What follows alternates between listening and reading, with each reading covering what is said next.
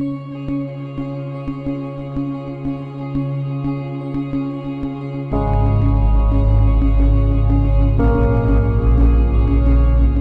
याद होगा शायद ये कार्यकर्ता उस जमाने का, और ये हमेशा पापा जीप में दौरा। ये मुझे याद है, पापा अपने आप चलाते थे। ये भी फोटो है, उस पूरा का पूरा ऊसर जमीन था।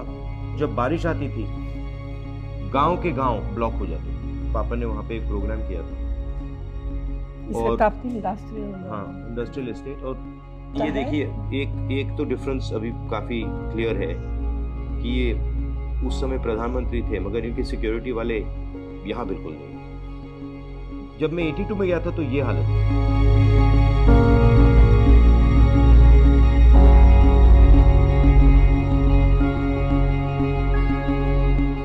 पहली बार आप रायबरेली कब गए?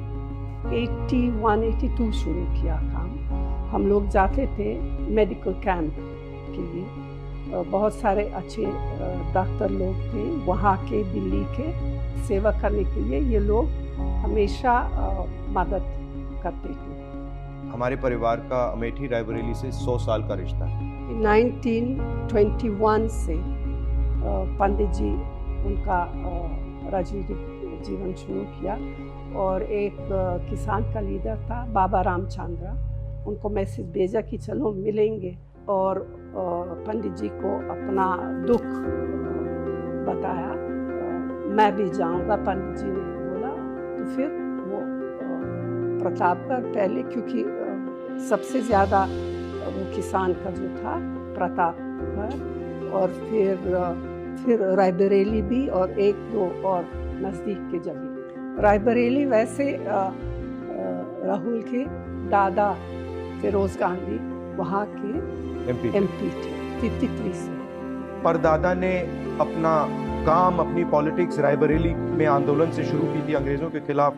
जो उनका काम शुरू हुआ वो रायबरेली में हुआ। उनके बिहान के बाद तो फिर दादी ने लोकसभा लड़ाई वहाँ से, रायबरेली से। जब मैं अमेठी का एमपी था, रायबरेली के लोग आए थे, आपको याद होगा। आईटीआई के लोग आए थे। आईटीआई को वाजपेयी जी की सरकार बंद कर रही थी। कहा कि देखिए, हमारी नौकरी का सवाल है, हमारे भविष्य का सवाल है।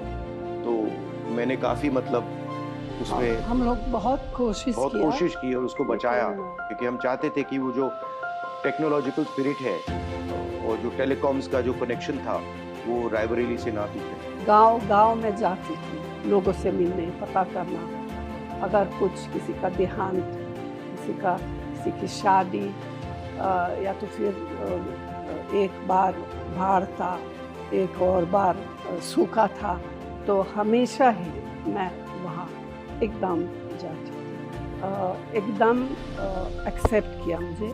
जो रिश्ता था वो जैसे बेटी बहू की रिश्ता था उन लोगों के साथ। 82 में पापा ने वहाँ बहुत विकास का काम किया, बहुत सड़कें बनी, ट्रांसफॉर्म हो गया वो अमेठी, बिल्कुल ट्रांसफॉर्म हो गया। रायबरेली में दादी ने विकास का बहुत काम किया था, तो रायबरेली अमेठी से थोड़ा आगे निकल गई थी। जब पापा अमेठी गए और फिर पापा ने वहाँ बहुत ज्यादा काम किया, फिर ये लगा कि अमेठी थोड़ा विकास में रायबरेली से आगे निकल गई। फिर जब हमारी सरकार थी तो इन्होंने भी वहाँ काफ़ी काम किया, और मैंने भी अमेठी में काफ़ी प्रोजेक्ट्स किए। एक सड़क की कनेक्टिविटी, तो मेरी कोशिश थी कि ज़्यादा से ज़्यादा सड़कें, नेशनल हाईवेज, CRF सड़कें हम अमेठी में लाएं और अमेठी को बाकी देश से जोड़ें। दूसरा था सेल्फ हेल्प ग्रुप का काम, जिसमें हमने लाखों महिलाओं की मदद की, बैंक अकाउंट से उनको जोड़ा, उनकी ज़िंदगी बदली। तीसरा, जो इंस्टीट्यूशंस हैं, पेट्रोलियम इंस्टीट्यूट और CRPF ट्रेनिंग कैंप, और शायद जो सबसे बड़ा काम था जिसको बीजेपी के लोगों ने रोक दिया और जो अमेठी और रायबरेली को ट्रांसफॉर्म कर देता, वो था फूड पार्क, जिसमें हम 40 अलग अलग कारखाने ला रहे थे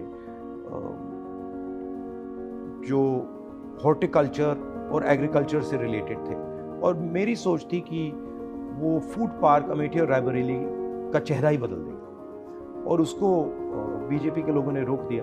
तो यही प्लान मेरा रायबरेली के लिए है कि रायबरेली को बाकी देश से जोड़ा जाए, वहाँ पे मैन्युफैक्चरिंग यूनिट्स और फूड प्रोसेसिंग की स्ट्रेटजी हो। जब मैं रायबरेली की बात करूं, अमेठी की बात करूं, तो जनता के दिल में जो है उसको अच्छी तरह सुनना और उस पर एक्शन करना। रायबरेली के लिए जो काम माँ कर रही थी और जो दादी ने किया उसको मैं आगे ले जाऊं। वो रिश्ता ही अलग है, एक प्रकार से पारिवारिक रिश्ता, दोस्ती का रिश्ता, अफेक्शन का रिश्ता है। तो जैसे मेरा माँ के साथ रिश्ता है, बहन के साथ रिश्ता है, वैसे ही वहाँ के लोगों के साथ हमारा रिश्ता है, वही फीलिंग है। खाना भी बहुत अच्छा लगता है मुझे। रायबरेली में जो वो दाल है, वहाँ पे दाल, अरहर की दाल, वो शायद कहीं दुनिया में नहीं मिलती है वैसी दाल। तो मेरे लिए ये दोनों कॉन्स्टिट्यूंसीज एक हैं।